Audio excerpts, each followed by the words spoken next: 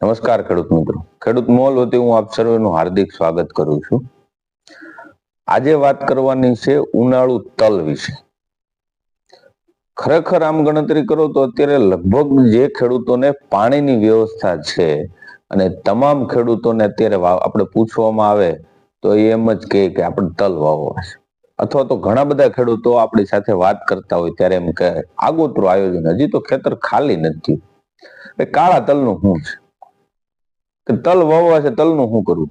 તો એની એક basic common માહિતી આપણે ચર્ચા કરવાની છે. હવે અત્યારે કાળા તલનું બધા ખેડૂતો પૂછે છે, એનું કારણ એવું છે કે કાળા તલની બજાર અત્યારે આમ ગણતરી કરો તો 4,000 થી માંડી અને 5,000 સુધીની છે. એટલે સ્વાભાવિક છે કે આવા કાળા ઉનાળાની અંદર જો તમારા ખેતરની અંદર 8-10 મણ તલ થાય અને એમાં પણ વીઘે 5,000 રૂપિયાની બજાર આવે અને 40-50,000 નો વીઘો થાય તો કોઈ પણ ખેડૂતને મીઠો જ લાગે. એટલા માટે આગોતરું આયોજન કરે છે, આગોતરું વિચારે છે. ખરેખર કાળા તલ જે છે એ બહુ સારો પાક છે, પણ તમારે એને સમયસર વાવી દેવા પડશે, કારણ કે સફેદ તલ કરતા 10 થી 15 દિવસ લેટ પાકશે. એટલે જો તમે ખરેખર તલનો વાવેતરનો સમય પહેલા તમને કહી દઉં કે તલનો વાવેતરનો સમય 10 ફેબ્રુઆરી થી લઈ અને 1 માર્ચ કે 10 માર્ચ સુધી તમે વાવેતર કરી શકો. એનો બેસ્ટ સમય છે 10 ફેબ્રુઆરી થી 1 માર્ચ વચ્ચેનો. આ સમયે તમે જો તલનું વાવેતર કરો છો એ તો યોગ્ય સમયે વાવેતર કર્યું ગણાય. હવે ઘણા બધા ખેડૂતો એવા છે ખૂબ ઉતાવળા થાય છે. એમ કહે છે કે ભાઈ હું અત્યારે 23 જાન્યુઆરી છે તો હું 25 જાન્યુઆરી કે 30 જાન્યુઆરી વાવેતર કરી દઉં. પણ એ તમને ચોખવટ પાડી દઉં કે તમે 1 ફેબ્રુઆરીએ વાવેતર કરો કે 1 માર્ચે વાવેતર કરો, તલની ખાસિયત એ છે કે તલ પાકશે હારે. કોઈને અનુભવ હોય તો એ હા પાડજો, ન હોય તો ના પાડજો, પણ આ સત્ય હકીકત છે. કારણ કે તલ જે છે એ પાછળના તડકા કેવા છે એના ઉપરથી પાક ઉપર આવે છે, વાતાવરણને આધીની પાક ઉપર આવે છે. ધારો કે તમે એને વહેલું વાવો છો તો એના સમયે જ પાકશે, તમે મોડું વાવો છો તો એના સમયે પાકશે, વહેલું પાકી જાય. એટલે ખાસ ખેડૂત મિત્રો આ એક મુદ્દો સૌથી અગત્યનો છે. એટલે સમયસર વાવવાનું આયોજન એટલા માટે કરવાનું કે છોડવો એકદમ નરવો ઉગશે, એને ઠંડી નહીં નડે અને યોગ્ય વાતાવરણ મળી જશે. એટલે જે કામ ખેડૂતો એમ કહે ને કે ભાઈ ધ્રોબા જેવો છોડવો નીકળ્યો, તો એ ધ્રોબા જેવો છોડવો ઉગાડવો હોય ને તો તમારે સમયસર વાવેતર કરવું જોઈએ. પહેલો મુદ્દો આ.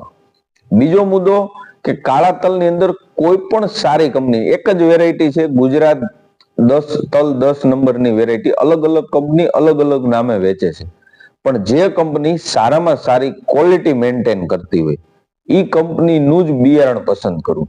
આ મુદ્દો નંબર 2. ત્રીજો મુદ્દો એક એવો છે કે વીઘે વાવેતર ઘણા બધા ખેડૂતો વત્તા ઓછા બિયારણ દરથી કરતા હોય છે. તો એમાં ખાસ તમે સફેદ તલ વાવો તો પણ ભલે, કાળા તલ વાવો તો પણ ભલે, વીઘે 1 કિલો બિયારણ વાવવું એટલે એ ફરજિયાત છે. ધારો કે કોઈની જમીન એકદમ કરાળ હોય ને જમીન બી ખાતી હોય, ઘણી જમીન એવી હોય, ડેમ કાંઠાના ખેડૂતોને અનુભવ હોય છે કે એકદમ બી ખાતી જમીન હોય તો 200 ગ્રામ 250 ગ્રામ વધારે નાખો. જો એવું હોય તો જ નાખવું, બાકી નહીં, કારણ કે વધારે ઘાટું વાવેતરથી પણ નુકસાની થાય. હવે ચોથો મુદ્દો એવો છે કે પાયાના ખાતરમાં શું આયોજન કરવું.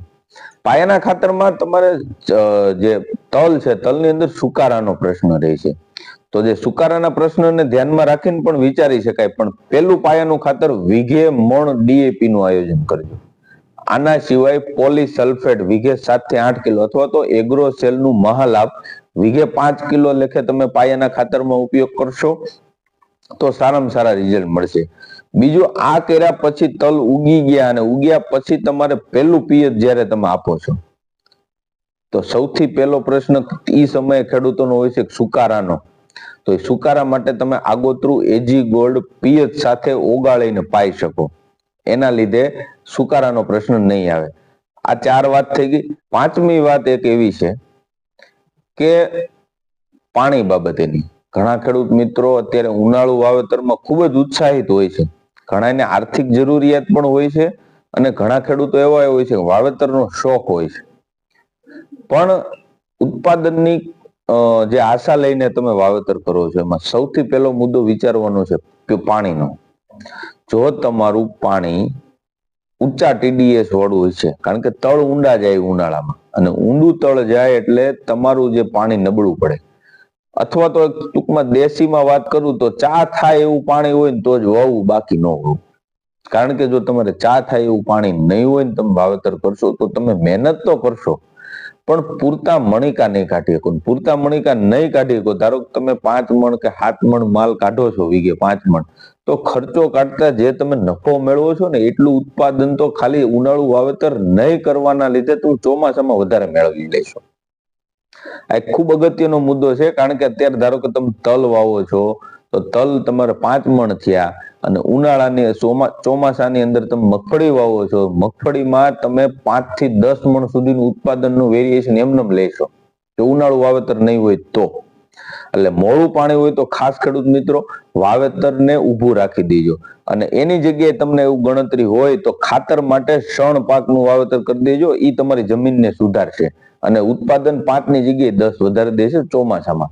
એટલે આ એક સૌથી અગત્યનો મુદ્દો છે. અને જમીન એવી રીતે લેવલ કરવી કે જેના લીધે ક્યાંય પાણી ભરાઈને ન હાલે, કારણ કે જો પાણી ભરાઈને હાલશે તો સુકારાનો પ્રશ્ન આવશે. એટલે આ એક શરૂઆતના મુદ્દાઓ છે. આ મુદ્દાઓને ધ્યાનમાં રાખીને તમે ઉનાળુ તલનું વાવેતર કરજો, ચોક્કસથી સફળ થશો. અને હું તો એમ કહું છું કે જે ડેમ કાંઠાના ખેડૂતો છે, નદીનું કે ડેમનું પાણી પાય અને વાવેતર કરવાના આયોજનમાં છે, એને તમે 15 થી 17 મણ કે 20 મણ સુધીનો ટાર્ગેટ લઈને વાવેતર કરો. એના સિવાયના જે ખેડૂતો છે, કુવાના કે બોરના પાણીએ વાવેતર કરે છે, એ ઓછામાં ઓછા 10 થી 12 મણ વીઘે ઉત્પાદન મળશે જ એવા આયોજનથી વાવેતર કરજો. તમને ચોક્કસથી સફળતા મળશે. ખેડૂત મોલ તમને રેગ્યુલર આ પ્રકારની તમામ માહિતી આપતું રહેશે. ઘટે તો 7575 875 નંબર ઉપર ફોન કરી અને કોઈ પણ પ્રકારની માહિતી મેળવી શકો છો. માર્કેટમાંથી ઇઝીલી કોઈ સારી પ્રોડક્ટ ના મળતી હોય તો ખેડૂત મોલને આ હેલ્પલાઇન નંબરમાં ફોન કરીને પણ મંગાવી શકો છો. ખેડૂત મોલ એપ્લિકેશનમાં પણ તમે પ્રશ્ન પૂછી તમારા પ્રશ્નોનું સોલ્યુશન મેળવી શકો છો. તો ઘણા બધા માધ્યમથી ખેડૂત મોલ તમારી સાથે તમારા પ્રશ્નોનું સોલ્યુશન કરવા માટે આતુર છે અને મહેનત કરી રહ્યું છે. તો રેગ્યુલર અમારી સાથે જોડાયેલા રહેજો. આભાર.